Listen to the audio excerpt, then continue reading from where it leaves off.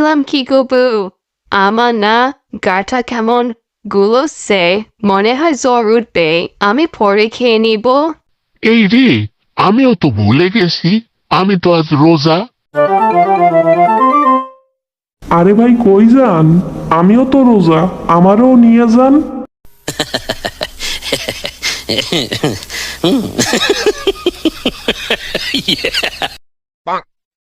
এত কষ্ট করে রান্না করলাম, সবাই না খেয়ে চলে গেল। ওরা যে রোজা তা আগে বলবে না? আপা, আমি বলছিলাম কি,